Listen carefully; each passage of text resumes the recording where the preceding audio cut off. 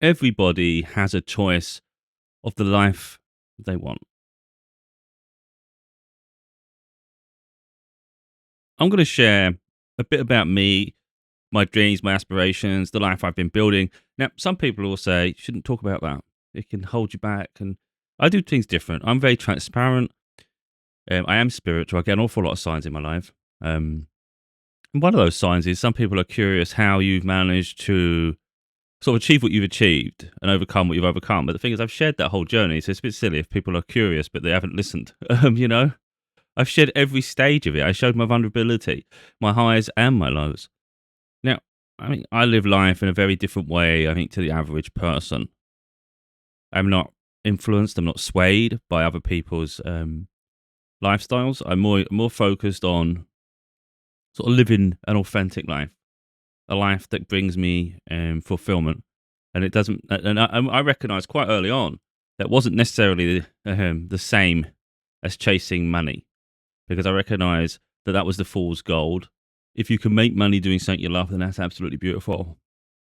But I think life's too short to be chasing something that's never ending and doesn't really bring satisfaction. It just brings envy, and can make us greedy. Now, used in the right way, it can bring us freedom. So there's benefits, of course, but it doesn't bring you freedom when you're constantly chasing it.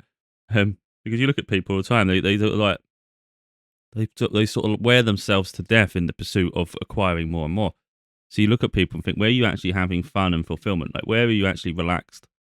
And I find it quite crazy because they're not, and they try to validate as this is all for this, or everybody should be doing that. And that's when I get a bit fed up when I see people, especially like in other people's videos. I see comment sections. There's always people validating their lifestyle. Like, oh, I have to work all these hours, and it's like, I always talk about that. It's like, no, you don't. It's just you trying to um, sort of earn enough to provide yourself the opportunity to live a specific lifestyle. And if you have to work yourself to death, then that lifestyle doesn't really match where you are in your life at the moment. You're having to work too hard for it. It doesn't make sense. So it's not sustainable, is it? As soon as you slow down, you can't afford it. Well, then it's not for you. It's like sometimes you just got to make peace with where you are in your journey at the moment, and then build a stable footing really to have something else.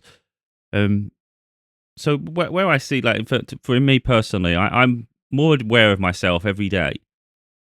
And it's interesting because I'm a very perceptive person, so I analyze everything. Even if sometimes it frustrates me, I'm aware of it. So, for instance, I'm very productive in the spring and the beginning of summer. That's my most productive period. That's when like my creative capacity increases, my energy is restored, and boom, I will be like I ignite and I'll get my next book project done. So, as you can see, I've done my books and I know how I achieve those books. Now, people in traditional jobs will tell you you have to work your ass off all the time, all the time, all the time. No, this has to be. Life's not all about just being a mule. We're not. Wouldn't say animals because even animals deserve rest. They hibernate. So why are we treated differently? Because someone has an expectation of us that actually says that you should be doing more. You shouldn't take breaks. You shouldn't be doing this. You should always be productive because they expect you to work for them. Or satisfy a lifestyle that others have to help them feel validated in their own. That's all it comes down to. So when you have, let's say, for instance, you have financial freedom, what sort of life would you want? If it's continually acquiring material, then you really aren't ready to handle that sort of wealth anyway. But wealth should give you freedom. So what would that freedom look to you? Again, if you're just looking to acquire things, it's like that's just fulfilling something inside you that feels empty, isn't it? Because that just makes sense.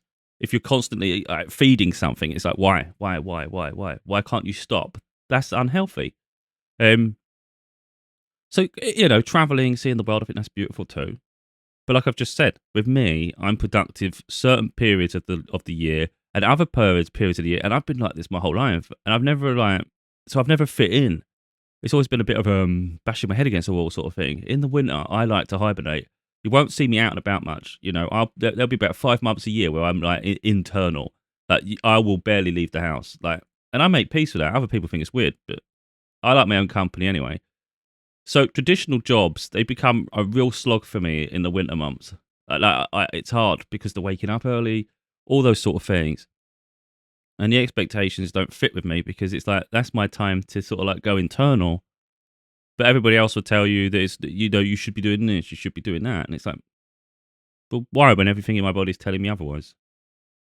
So if I'm doing well for myself, unless I have I have a big break, there's a chance that in those winter months I won't be productive, or maybe I'll seek different professions that allow me a bit more of a, like for instance, let's say this is how I see my future.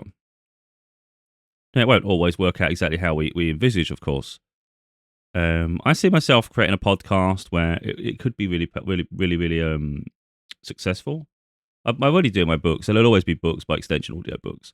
There may be the public speaking engagements, and maybe there's things like this. Now, that tells me if I look at my life and I want to be successful, because I wouldn't want to just like be stagnant all year. I don't want to just like have huge parts of the year where you just go off, you just go missing. It's not a case of going missing, but it's, I think, working in ways that are sustainable. So, as people may have seen, like for instance, I'm consistent with my video content, and I'll do that all year. But video content for me isn't hard. I do talk off the cusp. There's no notes. I don't talk off anything. There's no script. If there was a script, you'd see me like this. You know, that's not the case at all. So I just look around um, while I think about what's coming through. What's the next topic, of course. So that tells me that I could do speaking engagements in the winter periods, for instance. But maybe in the spring, summer, for instance, is when I'd work on creative projects with my books. The next book would get churned out, if there's one, of course. But it means I'm finding ways that align with me, so it doesn't feel so heavy about work. I don't really, I put a lot, even up to now, I put a lot of pressure on myself for the winter periods to be productive. So like, I do get really annoyed with myself about my books because there's 4 manuscripts that just need editing, but I don't want to edit. You know, I could have had, I literally, within the space of October, November to now, I could have potentially had 2 more books come out if I had just edited. If I just said, look, let's just work. Let's just get it done. Edit. 2 more books could have been out about now, or coming up to the end next few weeks. And yet there's no new books coming out yet. And I haven't edited. I keep meaning to, but I don't want to. But I know why I don't want to, because it's still the winter and it's still cold and I don't want to. Um, but I kid you not, in the next week or two, I know full well the spark's coming because I'm starting to wake up more. My body, my mind is getting sharper. It's like I'm alive. So I expect come April, my next book will be out, and then we'll see if I'm still productive or whether I want to have like a holiday or anything. Because obviously we do need these things to reinvigorate ourselves. But every part of my lifestyle is something that other people would criticize and say isn't normal, isn't sustainable, and that isn't practical. And it's like, well, to each their own. I know what I want for my life, and it doesn't conform necessarily to traditional work, and it definitely doesn't conform to the average person. But it doesn't stop me building the life I want. So we all have like a path. You can go left, you can go right, you can go forward, whatever you want to do. So effectively, you can just follow the straight path your whole life. You can do that. And it literally, you just find yourself a 9 to 5 job, or you work shift work, whatever it is. Maybe there's expectations, you do some overtime. Maybe people drag you here, drag you there. You know, you have engagements, you have obligations. So you really, every day is decided for you. You don't get to choose anything because literally you haven't made a choice of you. Your decision is just to do everything straight and narrow. You're just going to go straight up and down. So that's simple. Everybody's decided for you. And maybe life is basic. Maybe things are taken care for you for an extent, but you're not really satisfied. Life's got no reason. You say, why? What's the point of life? It's so empty. Everything's the same. I feel like a robot. Well, you will do if you don't make decisions that alter paradigms, you know? So every time there's a decision to make, because I always say that as well, like indecision is still a decision. So even if you try to avoid making a decision, that was still a choice. So your choice was to just like not make a decision. That's fine. But you're going to have the repercussions either way. So your life will be mundane throughout because there's no events. Now, you can make a decision and it might not always be the best decision, and maybe inevitably sometimes maybe a mistake, but it's a learning experience. And it's through those experiences that you gain wisdom. And then obviously as you're on your journey, you will correlate whether you'll get to crossroads. If I continue with this, it's just going to make me miserable. Yeah, it'll provide me stability, but I'm not satisfied. And this isn't me. So you may go, you know what, I'm going to sacrifice. So let's put my position. I was at a job I left in 2023. It was my best paying job, but it was hurting my back, like really hurting my back. I had to have physiotherapy, and I was butting heads with management. I had problems as well because it was like the job was built on lies, and I hold people accountable, and they don't like how my principled mind, and I was always pulling them up on things. And again, it's that lack of integrity they had, and it's like I don't like leaders who don't lead by example and aren't honourable, and that really bothers me. And I'll fight with them all day long. And in the end, it was like this isn't for me. It was obviously not for me because it was just like becoming harder to get up for work. And then when I'm getting there, I'm getting out the car park and my head's down, and I'm like, this isn't me. This isn't what I want to be. I don't want to be this miserable. So again, we're going forward. We're doing well for ourselves financially in that respect, but we're miserable as hell. So we've got a decision to make. Everybody in your life will tell you to keep going forward. Keep going forward because you're doing well for yourself. Man, you're doing well. You know, who knows what career opportunities will come from that. If you're not living my life, you're not waking up every day miserable. This isn't for me to follow the path that others set. This is for me to live in alignment with me. I don't want that for myself. I want to be happy. So instead of going up and following the path everybody else sets and expectations, it's like, I'm going to turn this way. I'm doing my own thing. Yeah, finances have been hard. But if you look at me, I'm like, okay, I have my ups and downs just like everybody else, and I'm quite public about it. So I don't delete videos. It's like someone may come across a video, and maybe the only video they see is me really upset, me feeling really lonely. But that's a valid experience. It's part of the journey of taking a detour. It's part of the journey of making no decision too, by the way. It just what is happening on that path. So what people may see as well, like I said at the beginning there, some people may look on at my journey and go, how the hell did he do that? Well, I'm saying how you do that. You make decisions for yourself. So if I step outside my comfort zone and stop following the crowd and do my own thing, and it eventually pays off, because there'll be times when it didn't, but eventually maybe it does pay off and an opportunity comes from it and you get an awful lot of growth and then success perhaps. Well, how did you do it? Well, I did it by taking leaps of faith because I believe in myself and I invest in myself. That's what's happening.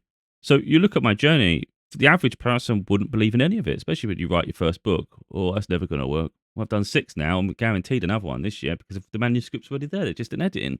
And I only need that little bit like a flower blossoming, when life comes together. I'm going to get excited and I'm going to feel invigorated. And that will produce. Every one of my books is released in spring or summer. So I know that about myself. And that means I inevitably know that when the winter comes, I'm going to want to hibernate. No matter how much people are going to expect of me, my body wants to shut down and rest because I work hard. Like I'm consistent with my content all year round. But in the springtime and that, I do work like crazy. It's relentless. So many hours put in. It would be way more than a typical job. So effectively, I put an awful like half a year's work or even more into a set few months. It's like it's crazy. But that's how I operate, and that makes me happy. Like I'm okay. I don't mind. So in those periods, everybody else is doing things they enjoy in a different sense. Of course, I enjoy doing my creative projects, but they'll be doing things. They'll have all this time on their hands, and I won't. And it's like, well, that's fine, because that's the sacrifice. That's the sacrifice for the rest of the year. But again, at the end of the year, everybody thinks you're lazy. But again, that's perceptions. People can have their own perceptions. It's inevitably what it really comes down to. It's not how many hours you put into something. It's the quality of the work. So I'm not here to live a 9 to 5 my whole life. I've always pushed against it. I'm here to follow my creative pursuits, and the creative pursuits actually, when they're successful, they provide you an immense amount of freedom. But people don't talk about that. They just compare themselves to the 9 to 5 people, expecting everybody else to just fall in line. When it's like, if that's what you see for yourself, then by all means, but don't force other people to have that lifestyle. Because for some of us, it just doesn't align and it suffocates us. So yeah, I see big things for my future. And I don't see it as very far away now. I've been growing. I even witnessed my own content, for instance, and I'm like, bloody hell, you're doing good. Like, you're good at what you do. I know I have a presence. I know I can articulate. I'm a good communicator. These are my skills and traits, though. That's my talent. So everything I portray, this literally is me. And I have a lot of wisdom from all the experiences I've been through. So someone on the outside might look and think, oh, I don't think they know all that. You haven't stepped foot, you haven't lived my life. Don't judge a book by its character. You don't know the level or the depth that they've been through, you know? And that means everybody you meet, you don't know their story. Because I hate that, where someone tries to diminish someone else's, like even hardships. They'll say, "Oh yeah, well I've been through." It's like it's not a competition. There's other ways to tell your story without bringing other people down. You know, you don't have to sort of like minimize someone else's journey to make yourself feel prominent. It's you can accept that other people have been through hardships, and then you can also talk upon your own hardship. But you don't have to minimize someone else's journey. But I hate that with people. It's so negative and so. For me, it just shows a lack of belief in themselves. The fact that you have to do that at all, it's just mad to me. So, like, you could tell your story and say, "Oh, I've been through this and I've struggled with that, and I'm overcoming it." Yeah, but you don't know what it's like to live on the street. It's like, mate, calm down. No one attacked you. You're the one being defensive. You could acknowledge that and give a moment to that person who struggled, and then by extension, you could say, "Yeah, I've also had a few things in my life too," and then you could just talk. From an authentic place about the hardships you've been through. And then guess what? People will listen. Maybe you had people in your life who haven't listened and maybe you feel defensive, but that's things to work on. Because I think if we go through the understanding that only one of us in this world have been through enough hardship that we're allowed to talk upon it, it invalidates everybody else's journey. It's ridiculous. I think it's ridiculous to think. Like I've been through an awful lot in stages, and I acknowledge through hearing other people's stories that on an individual circumstance, someone else had potentially been through worse. So I could talk about, for instance, the parental age. Unless you're in the shoes, you won't understand 100%. It's hard, like because not everybody has the same relationship with their children. That's the thing as well. Like as a male, it's often perceived that fathers don't care. Well, I deeply care. One of my biggest things from childhood was that I would be a parent. My father abandoned me at the age of 3 or 4. Either that, he was pushed away, but either way, I've not heard. I only heard from him later in my 30s, and I didn't want to talk. So we sent a couple of emails exchanges. He wanted to meet. I didn't. I've got on with my life. I've got a child. I'm a parent now. It's like too late. Don't do over halfway through life. But it was way before then that I wanted to be a father and be better than them. Um, I think things happen as they're supposed to. So when my daughter was born, that was like my big life goal. Now I've done my books, I talk publicly like this, and I do things, but my biggest goal was to be a father. So like I could have gone through life without doing a book. I could, these are things, maybe the career ambitions, the things I would love to achieve. Maybe it seems impossible, but I couldn't have gone through life without being a father. A huge part of me would have been missing. Um, so to understand that, then to have your child, like for instance, if we go through the stages here, she was nearly aborted. Like literally at the very final moment, it was cancelled. I'm not going to go into the ins and outs here. My books exist. I may come across another video. It's not fair for my daughter to repeat that side of things. But that was really hard for me to come to terms with that, and I was trying to be fair to the partner, because it's their body, their vessel, and I talk about that. Like women should have the right over their body, but they should also understand that there's a consequence too with relationships. Because although it might make sense to them and it may be the right decision for them, there's another party that also has to cope. And you could say you should stand by them, but you have to deal with the mental anguish as well of losing a child, and that's not something I could have coped with. And I knew it would take me a long time to process that. So I was quite open that I'll support you with it, and I was all the way there. And then after though, we will go out. We'll have to go our own way because I won't be able to cope, and I would have to process it, and it's going to take me a while. And I was open with all that. But we eventually, at the very my last moment, they changed their mind. I left them at the car park because they wanted to go in on their own. So I just sat in the car, said, I'm being as nice as I can about it all. And it's only because she had a phone call with her mother that they changed their mind. I don't know the contents of that phone call. All that happened was she come back and said, well, I'm having the child for you, but I don't want to go through it all again. And it's up to you. I want you. If I have this child, you're doing everything. Blah blah blah. And I agreed. Oh hell yeah, I'll do everything. I'll do everything. And I did do everything. Not saying she didn't do anything, but I was the main provider. I was the main guardian, the parent. I was the responsible. I did everything all the way through. And then one day, well, we had a few arguments towards the end before my daughter was about 7, just before she turned 7. There was ups and downs before then. We was evicted from our homes, we were homelessness, but weren't on the streets per se. We had very minimal space at my parents' home, no privacy. That in itself's hard. But when you talk about that, unless you was on the streets, you weren't homeless, because someone that's homeless would get really defensive. But it's like, okay, but that invalidates all my journey then, because I know what it was like to sleep on a sofa. I mean, sleep on a mattress behind the sofa where there's a dinner table between you, literally no space. Parents are watching telly. There's no privacy between me and my partner. The kids were further near the radiator at the back, even further at the back of the room, and they're trying to go to sleep earlier. And he got the telly loud because it's hard to accommodate people and live your own life. And I can understand that from my parents' point of view, but I'm still annoyed because this is impractical. There's so many nuances to that. But someone on the streets will tell you that well, at least you had a roof over you. And it's just that it becomes negative. Like, what? No one's saying anything. No one's saying it was worse than the person on the street. What we're saying is it messes with your mental health when you don't have your own privacy and space. And when you have that for like 8 or 9 months, it's hard on everybody. So I'm just showing the little nuances here to my life that maybe on the outside you just wouldn't see it. And then move along to the fact that my daughter was going to school one day and my ex-partner, they were staying at the grandparents for a couple of days just while me and my ex were having a little bit of an issue. Then they were due to come back in a couple of days. And then one day, my daughter was in school and my ex-partner took her out about 1 o'clock in the afternoon, told her she's got a dentist appointment, didn't come home. So I'm like frantic. It's like my heart just stopped really because I realized, because my ex, but you know when something's up. She was always on her phone. It was always active. You'd always get a tone. It was all these things. She was obsessed with her phone. All of a sudden, you couldn't get through. And there'd been warning signs before then. And I thought, wait a minute. Like, I think she's took her. Like, I knew it. And you just freeze. Like, what can I do? I don't know. There's no recourse. I don't know where the hell they are. And unless you've been through that frantic moment, you'll never truly understand. It's an absolute nightmare.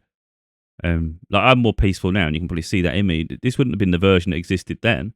We've been through family court. I've re-established a relationship with my daughter. I've had to fight her mother tooth and nail for every little inch. My daughter, my relationship with my daughter has always been strong. Hasn't faltered. It's still incredibly beautiful. Even her friends now apparently talk nice, positive of me. Sometimes they see my content, which I'm surprised by, and they do say wonderful things about me. And I mean, you can inspire people. You don't even realize you're doing it. So yeah, it's nice that you can have an impact, I think, on people. But the thing about me and my daughter, for instance, where my dad abandoned me, I've never once abandoned my daughter. I've travelled up and down the country like crazy. She was 250 miles away. So I'd do a 500-mile round trip on a Friday. And then I used to do the same on a Sunday to return her because her mother didn't want to do any. The dynamics changed since. I relocated closer, but they travel. It's all a bit of a nightmare now. It's all for different reasons, of course. People have their own agendas. But yeah, if my daughter texts me and says, "Can you call? Like, do a FaceTime because we live so far apart." Even no matter what I'm doing, unless I'm in the middle of something I really can't get away from, for the most part, I would say yeah. But I'm fully aware that we'll end up talking all day or nearly all day, sometimes.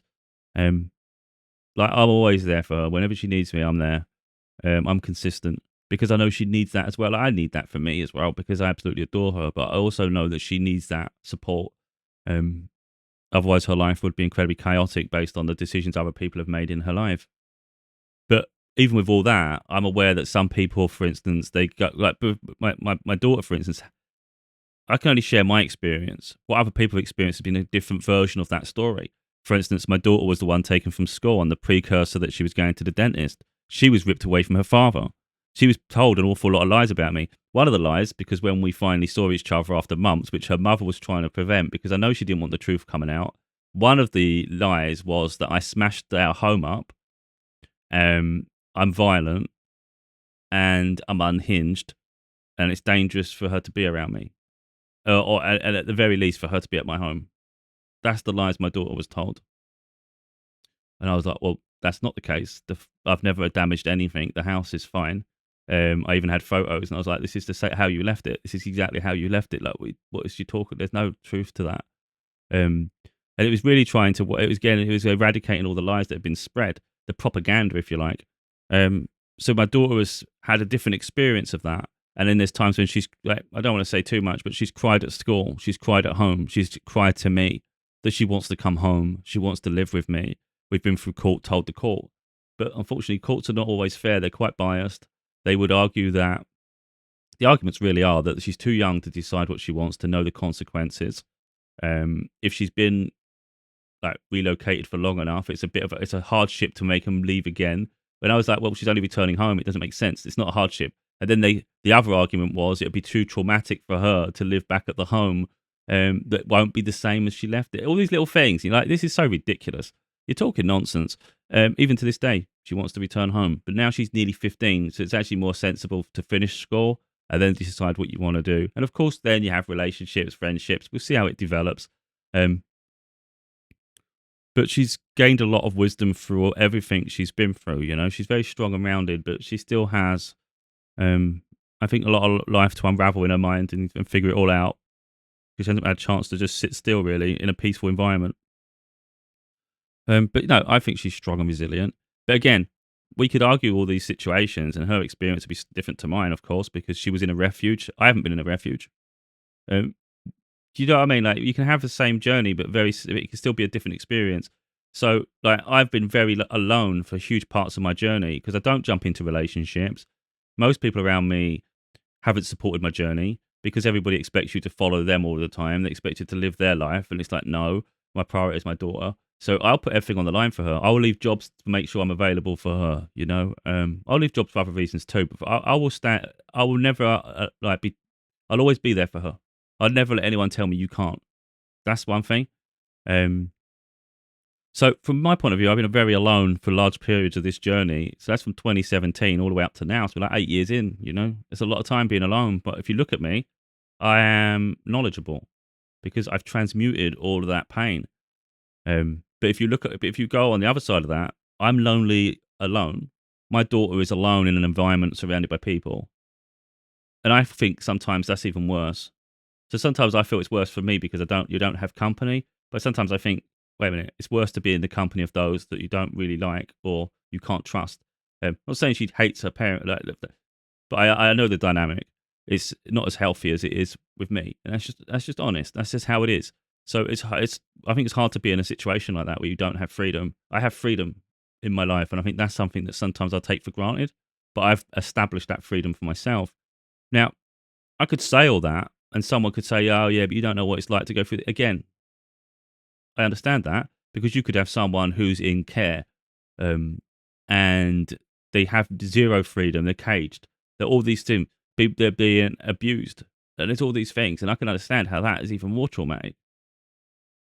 But something being more traumatic doesn't negate someone else's trauma.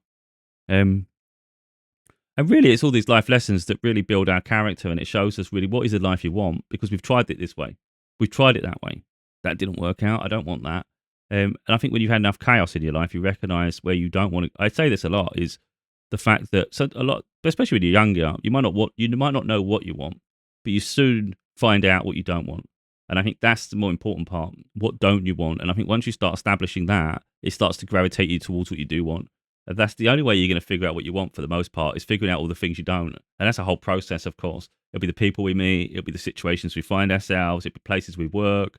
The communities we surround ourselves. All these things. Even a location, for instance. You know, it might be that you don't like really harsh winters, so you want to live somewhere a bit more tropical. It might be you want to live near the coast because you don't want to be landlocked. All these different things. It really has an impact on our psyche. But like I said at the beginning, we all have a choice for our life. What do you want for it? It might seem hard and challenging to make a different decision, but it's up to us to establish the life we dream of, isn't it? So you can live your life, like I said, keep going forward. Up, no challenge. That's fine, but you might find even with that there's misery because you never pushed yourself outside your comfort zone to chase your dreams and actually live a life you genuinely want.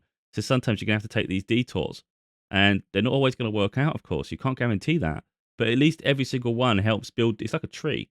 Every single one sort of builds that knowledge, and you start to figure things out, and you know what you want. Um, and I do feel like I'm on the precipice of something great. And when I look at my life and what I've been building for the past few years, it's like that hasn't been overnight. I've been consistently challenging myself. I've been consistently providing content for free because it was more important to me that I help uplift people's lives, even if no one's listening. And I do feel I will get rewarded eventually for it because it's building me into a more formidable force because I'm consistent with it and I'm consistently challenging myself. So I stepped outside my comfort zone. You know, when you put yourself on camera for the first time, it's intimidating. You might feel like a bit shy. It's like keep trying, keep pushing yourself, and then find other ways to expand it. Even production values. I want a better camera. I still don't know what camera to get. I see people with their things, and I'm like, if I can just have better cameras, it'd be even better. But I don't know what camera to get, and I don't have the resources to buy a really expensive one. And that's really content wise. That's what I want. So we're all looking for improvements. Um, but I think personally, when I think about like how I articulate things, my presence on the camera, I think my ability, my ability to communicate. I watch professionals try to create podcasts, people that are maybe celebrity, you could call it, and I find it boring. And that's not being rude. I just find it boring. And and I know what I do. I know I can do what they do, but I elevate it. Not in competition, so it's not about diminishing. It's just an awareness, and it's really just saying to myself that you know what, you are pretty good at what you do, and there's nothing wrong with acknowledging that at all. Um, so effectively, I don't see myself doing a 9 to 5 for the rest of my life. I can't bring myself to go to a job interview for a permanent role and tell me I see myself here in the next 5 years because I don't. I don't see myself, like, for instance, my background is warehouse and forklift. I don't see myself doing that over the next 5 years. I just don't see it. I'm 42. I don't see myself going into my 50s, 60s, still doing the things I did in the past when I outgrew it a long time ago. I think now's the time for the breakthrough. I think now's the time something magical happens. And I think I've put the work in to do that. And again, it's all those detours.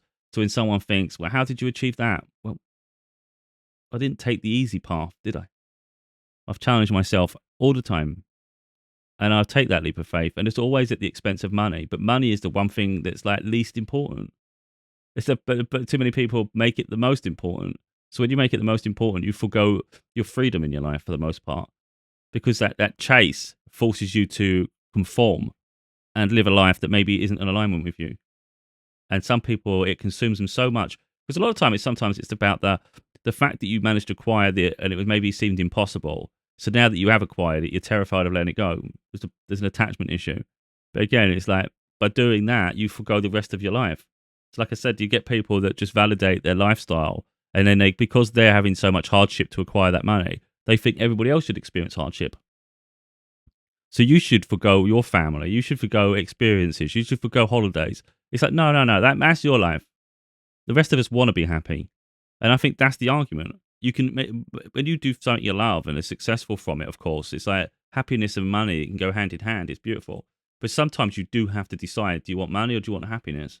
Because sometimes you can't have both. Sometimes you can. It's balance. Some people go mental with one and they lose the other, or you go like too much spare time, no working on yourself, no accomplishments, so you can't earn money. So there's that. Maybe you've got all this time in the world, but you've got no money. So there is a balance to be had. But I think the worst one is when you try to work yourself to death, because effectively, what you're buying it for. If you buy a home, for instance, a fancy home, and all you're doing is working and you at a different place, you're not even at home enough to enjoy the place you bought. I said something like this in my book. Some people will work hard, they do overtime, say, "Oh, because I want to pay for this holiday," but they end up working so much they miss the holiday. So, like, find the logic in these things, you know. So when you see flawed people doing flawed things, it's why would you follow that? And that's what I notice in people. I notice how exhausted they are. I notice the misery in their life, and I think, that's not something I strive for. Like, you can have misery while you try to build things. So, like, for instance, my loneliness and things, that comes from me separating from toxic groups and people that you're familiar with. It's saying they no longer align with me, and it takes a while to detach. And there is a level of loneliness and isolation while you realign yourself. So this isn't a case of this is how I intend to be for the rest of my life, but it means I'm going to be very selective of who I associate with for the rest of my life. That's really important for boundaries, of course. So I'm establishing a more successful period of my life that's in alignment with the lifestyle that I want. So I won't be forced and ordered to be this or be that. I'll do things that I agree with if it makes sense. Like I said, the winter periods, I'd rather relax. But if there's a chance for me to do something that's not too taxing on me, then fine. It's unlikely I'd work on book projects in the winter unless it was a collaboration with someone so it doesn't feel so heavy. Or it might be that I'm doing video content, like, I could be doing a podcast, or I could do public speaking events, because that's not taxing on me creatively. That wouldn't be such a big deal. But other areas of the year, I'll do different things. And that's because it works for me, you know. But yeah, like I say, it's up to us how we live our life, and I think it's just really about empowering ourselves to, of course, I'm only talking about very specific segments of my life here. There's much more I could sort of like detour and talk about. But I think really I just get a bit fed up when people devalue someone else's life because they feel their hardship's worse. It's like life really isn't a competition. The only person I'm in competition with is the old version of me. That's all it ever has been. That's all it's ever been with me. I don't look over here and look over there and go, oh, I hope you suffer. I don't care, but I don't want people suffering. I don't look at that. It doesn't bring me joy to know someone's suffering. Um, I don't take the weight of their life on me anymore, but I don't wish for anyone's downfall. I'm just in competition with me and a previous version of self. So it's always about like, I'm not going back to that person, or I don't want to be this again, and I don't want to do that, and I want to be better than this situation. I want to be a better version of me than there. So let's say I was a stressed hothead 15 years ago, because we are different versions of ourselves. You're frustrated. Maybe people disrespecting you. Maybe life isn't where you want to be. Maybe you don't know what you want in life. Maybe you don't really understand yourself. There's a frustration in that. So yeah, someone may have an example of you back then and say, well, they were like this. Like, okay, so they were like this. Who am I today? You can judge people on the past, but who are you today? And I think that's the more important part, isn't it? Because there's no point having such a terrible judgment of someone that doesn't exist anymore. So someone could come at me in the future because once you're in the public spotlight, you do get put under pressure and people do judge. But I don't care about things like that. You're judging something that doesn't exist anymore. We can learn from it, of course, and I think that's why I draw upon things. It's to learn from the past. It's to learn from circumstance. But it's not to dwell too long there because that doesn't exist anymore. So those moments in my life where this happened and this happened and this happened, well, that's not today. What's the circumstance today? That's what's really relevant, but we learn from the things that happened, of course. I don't stay living in the past because it's just not healthy. You can't rewrite the history. You can't. The history's permanent. No matter how much you try to bend it, to manipulate it, to change it into a different narrative, whatever someone tries to do, you can't. It's set in stone. It's cast. The die is cast. All you can do is change who you are today, you improve your values and principles, your ideals, and build towards something better than you had before. And that's what you should be doing. And it's like if you was miserable in the past and you're following the same patterns of that misery, then you only have yourself to blame when you're miserable today. So anyway, you can follow someone else. I see it that way. You can follow someone's path to misery, or you can follow your own path to happiness. Really, the choice is yours.